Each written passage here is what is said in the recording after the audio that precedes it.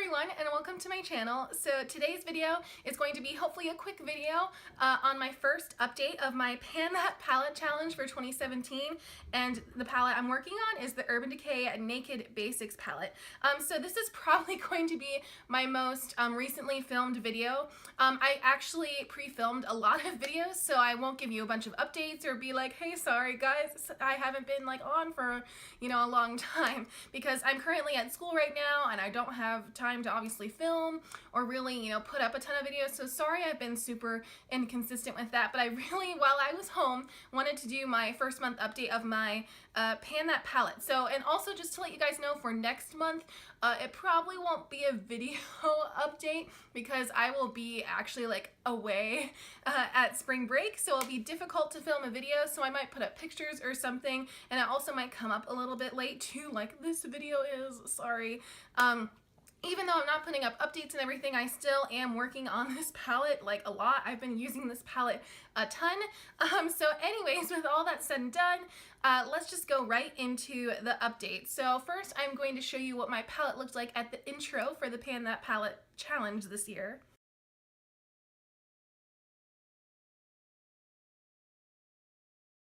And then here is what my Naked Basics palette looks like right now. So unfortunately, I have not hit pan on any eyeshadows in this palette yet, which is really unfortunate because I feel like I have been using this palette a ton. I've at least used each shadow at least one time, so I feel like that's pretty darn good, but the fact that I haven't hit pan on any of them just, I don't know, it's kind of discouraging me, and it's just I feel like I see all these project panners who hit pan so fast, and here I am just no pan yet, especially since I've been using some of these shadows a ton. But anyways, let's just kind of, go through what I've been using for each shadow and all of that. So anyways, Venus I've only used once, and I tried using it on my lid as kind of a shimmery lid color, but I feel like it's just sort of too light and not as pigmented. So unfortunately it doesn't work that well as a lid shadow. It definitely will have to be a highlight on the eyes or on the face of some sort, but that one I've literally only used once. Foxy I use almost every day. I always use it underneath my brows as my brow bone highlight shade because I feel like I tend to use a lot of shimmery lid colors and stuff, so that just kind of balances things out.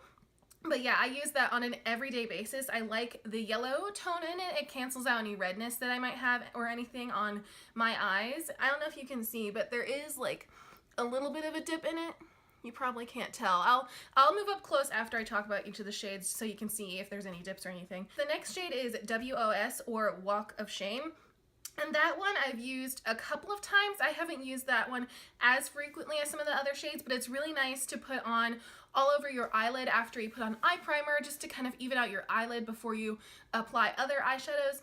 It's also just a great lid color and a great under the brow bone color. So even though I'm not using that one as much, I really do like that shade, but I'm kind of sort of saving it so I can use some of my more trickier shades first. At least that's kind of how I think of it. So I've used it but haven't used it on an everyday, daily basis. The next one here is Naked 2, and as you can see, you'll see in a minute, that one has the biggest dip out of all of them. That one I use almost every day. I love, I mean, it's not my favorite crease or transition eyeshadow, but it's the best one in this palette in my opinion. So that's the one I tend to go for with a lot of different eye looks that don't have a matte crease or transition color. I always go for Naked 2. But yeah, like I said before, it's not my favorite. I don't know, I just don't really like the tone of it or the color of brown it is. It's just not my favorite, but it definitely works for me. So hopefully that one will be the one that I will most likely hit pan on first. But also I've actually, other than my transition or crease color, I've been using it as on my eyebrows. I'm actually wearing some shades from the Naked Basics palette on my eyebrows. So what I typically do is I take the Naked 2 and I just apply it up to about here. So for 90% of my eyebrows, I use this color, and which is funny because I feel like before this year I haven't really used a lot of eyebrow products, but to try and use up these eyeshadows, I've definitely been using them as eyebrow powders, and that's been working out really great for me too. So hopefully the fact that I'm using this as a crease and transition color and as an eyebrow powder, hopefully that will mean that I will hit pan soon because there's definitely a huge dip in there. And then the next shade is Faint, and that one I've also been using in my eyebrows as well, but I've actually been using it on like the tail end of my eyebrows just to kind of give it some dimension and that my brows don't look like they're just one blah plain color, and I've really been liking that look. So I have used that shade a couple times for that, but other than that I haven't really used it much. I think I have used it once as like an outer crease color to kind of darken things up, but other than that I really haven't been using it too much. There's a little bit of a dip in there just from the times I've used it as a brow powder, but there's not, you know, too much progress.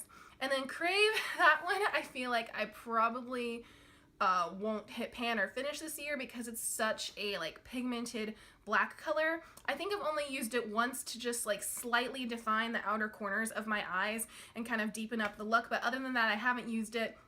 I literally think I've only used that one time, so I feel like that one is definitely going to be a shade that's hard for me to pan, or I might not even pan at all because it's just I don't really use really dark black so much because I don't really set my eyeliner. I feel like it's just too dark as eyeshadows. Alright, so let's just scoot this up a little bit to see if you can see any of the dips that I've been talking about. So as you can see, Naked 2 has a huge dip.